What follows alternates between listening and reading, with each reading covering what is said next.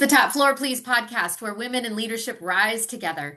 I'm your host, Melissa McCormick, executive coach and founder of the Grace and Salt Leadership Academy. This is your space to find clarity, grow in confidence, and lead with bold authenticity. Whether you're navigating the boardroom, building your team, or stepping into new territory, you're not alone. Let's talk real challenges, real growth, and real leadership because the top floor isn't just a place, it's a mindset. Alrighty then, let's get started. Many leaders are exhausted, not because they lack capability, but because they've become too available. Like they say yes to one more meeting, one more project, one more request, one more favor, one more responsibility. Now, why did they do that? Probably because they want to be helpful, right? They want to be seen as dependable. They want to be a team player. They want to prove themselves. They want to avoid disappointing others. Yeah, all of that and probably a lot more. You can probably think of other reasons why you might say yes. But over time, these constant yeses, they can quietly become one of the greatest threats to your leadership growth. Every unnecessary yes costs time. If you're saying yes to something, you're saying no to something else, right? It costs focus. It costs strategic capacity. And maybe most dangerously, it can cost your next level. That's what we're talking about. Today, we're unpacking the hidden cost of saying yes to everything. Why strong leaders often need to master strategic no before they rise. Hello, everyone. Welcome to the Top Floor Please podcast. This is the podcast for leaders who are ready to stop drowning in the day-to-day. I want you to get out of the weeds and start leading with greater clarity, confidence, and strategic influence. I'm Melissa McCormick, and I am your podcast host. You know, I always wanted to be a lawyer. You probably heard that before, that instead of the courtroom, I traded it for the boardroom. I now help leaders stop arguing with their calendars, strengthen their leadership, and start running the business instead of the business running them. So today we're addressing a challenge that many high-performing leaders know all too well. And that's the inability to stop saying yes.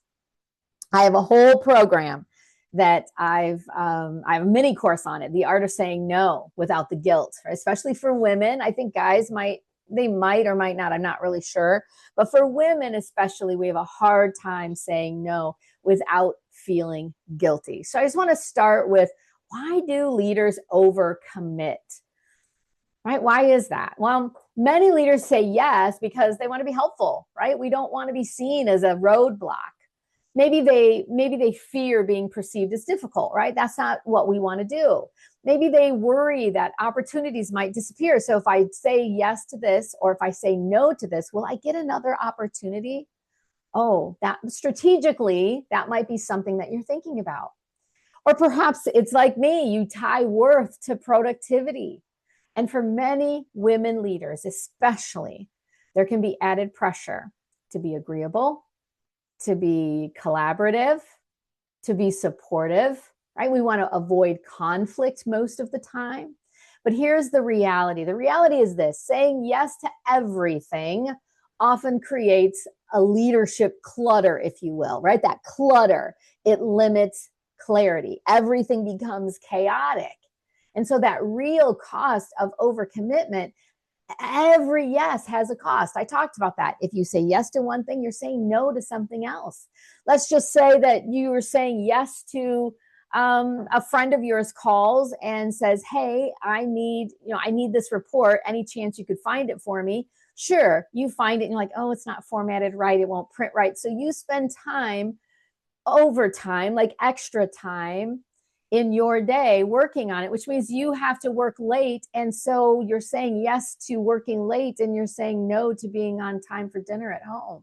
Might not seem like a big deal, but it might be a big deal, right? So every yes has a cost. And that cost could include time. It could include your energy, right?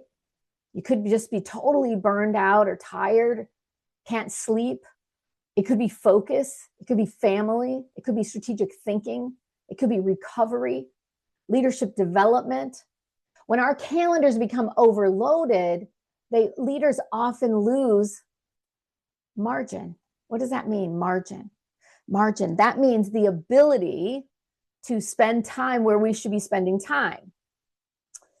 I don't mean margin as in financial numbers. I mean margin as in where we should be spending our time. And without that margin, where we should be spending our time, like some of our leeway time on our calendar, strategy suffers because you don't have time to focus on strategy. And so we just keep, spinning and spinning and spinning. And pretty soon 2026 has gone by. 2027's gone by. Pretty soon 10 years has gone by and you're still kind of hanging out, in a holding pattern. Please understand this. Busy is not the same as effective. Okay? Busy is not the same as effective. Write that down. Many leaders assume this. They assume if I'm busy, I'm valuable. But constant busyness often signals this to others, right? Because remember, in previous webcasts or podcasts, this is exactly what I said. I mentioned that the folks at the top, they're watching you. And so if you're busy all the time doing all the things, sometimes that can reflect or it signals poor boundaries. It signals overextension, like you're overextending yourself, operational overload. Maybe you've got misaligned priorities. Executive leadership is rarely about doing everything. It's often about doing the right things exceptionally well. So let's just dig into it just a little bit deeper. And that is, I want to talk about why no is a leadership skill. Okay. So strong leaders, they understand that every yes is also a no. We talked about that previously, right? You say yes to one thing, you're saying no to something, and vice versa. You're saying no to something, you're saying yes to something else. So when you say yes to low value commitments, you may be saying no to strategic planning, to team development, executive visibility, personal health, big one, innovation, higher priorities. It doesn't mean that boundaries are not selfish, but boundaries are strategic. So I want you to try to just shift your mindset. I'm doing this because it means mindset to me, that boundaries, saying no and setting boundaries is, again, not being selfish. It's being strategic. It's being strategic because you're saying, look, if I say yes to you, you're my best friend. I love you dearly. I may say yes to my best friend, but I may not. I may say, I'm sorry. Here's where the file is. Here's where the report is. Contact so-and-so. I bet you they can help you out. You can still say it in a way where you don't feel guilty. They're gonna understand, or at least they should. I've worked with so many leaders who were running at unsustainable levels, right? They were overbooked, overcommitted, over-responsible, and often under-strategic. Wasn't because they lacked intelligence, wasn't because they lacked protected space, but they were buried in yes. And leadership buried in yes often struggles to rise. So if you are buried in yes right now and you really want to go to the next level, whatever that might be in your world, I want you to really think about this, because what strategic leaders do differently is this. They evaluate priorities and make sure that those priorities are aligned with the overall company goals. They delay reactive commitments. And this is a tough one. So let's just say an email comes in and it's a customer and they're screaming, so upset because of whatever might be going on. And so instead of jumping in and fixing it as quick as possible, because they know they can, so they call production and they're working the phones, they're working everything. Instead of doing that, they sit back and they go, okay, who can solve this problem for this customer? Who do I delegate this to? And maybe no one, maybe it needs to be them. But the point is that they're thinking about it right then and there instead of jumping and reacting. Okay. The other thing that I'm sorry, I have hair in my hair in my face. They protect their thinking time. They set boundaries. They understand capacity. They recognize that their leadership is too darn valuable to be spent everywhere. So here's what I want you to think about. I want you to think about this. Before saying yes, I want you to ask yourself, does this align with my priorities? So I used to say to delegate early and often. I know you've heard that before if you've listened to other episodes of my podcast. Delegate early and often. When something comes onto your desk or in your email inbox, I want you to automatically think, do I have to do it? Who can do this? Who should do this? And who am I training to do this if I have to do it? Okay. And then go through the 4 steps of delegation properly so that it doesn't come back to you. So I want you to be thinking about this. Write this all down. Number 1, does it align with my priorities? Is it something that we should be doing? Okay. Now, if it's customer facing, there's different things that you need to think about, but I really want you to spend some time thinking about, before I say yes, am I the best person for this? What will it cost me if I do it? You might say, it's just going to take a couple minutes. Does it? Does it take a couple minutes? No. Research shows us that if we stop what we're doing, we start something else, then going back to what we're doing, it takes you another 40 minutes or so to get back into where you were. So it might have physically taken you 10 minutes to do it, making a telephone call, but now your mind's on it. And then, by the way, you have to follow up to be sure that it was done, making sure that the customer's satisfied or whatever it might be. Right? So what does this cost me? Thinking about it broader. And what am I saying no to? I would add, I'm going to add one here off the top, which is, so what happens if I say no? What's going to happen? What's going to happen if I say no? What's going to happen if somebody else handles this instead of me? That is a big one. I had a problem with that. If somebody, in fact, even today, I have a problem with that. Somebody sends a note to me and says, and it's a good customer of mine, and they say, hey, Melissa, blah, blah, blah, and they've got a request. I feel obligated that I have to respond instead of delegating it to somebody who can get to it quicker and have them call and say, hey, Melissa got your message. She asked me to call you back to give you the response. There's nothing wrong with that.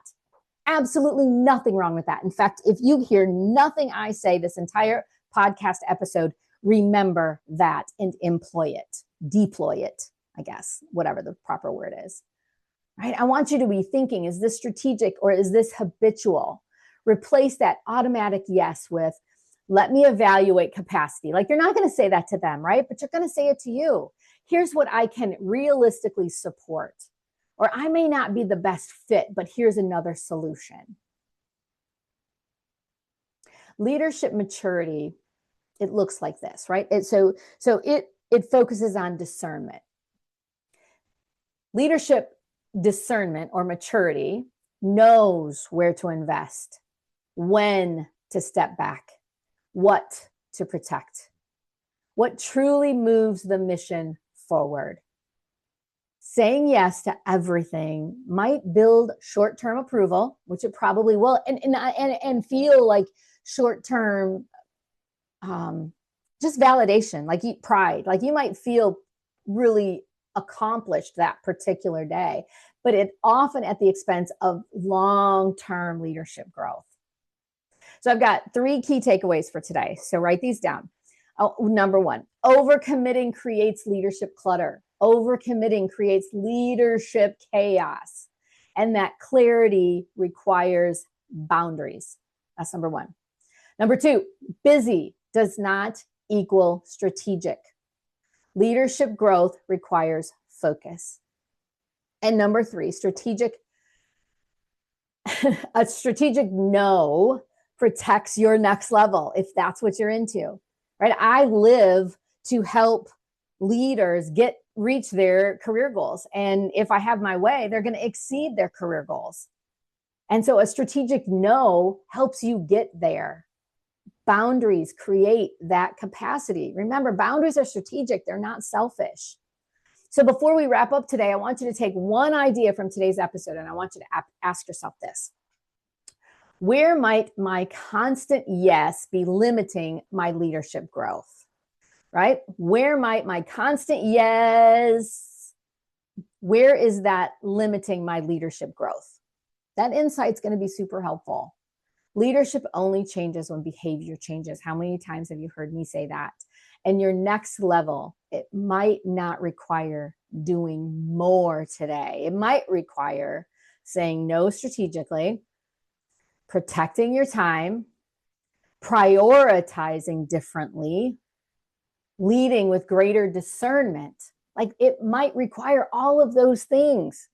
You know, I work with leaders who are buried in the day to day. I help them simplify things, get out of the weeds, and start running the business instead of the business running them. If that sounds like that's where you are, I can help you.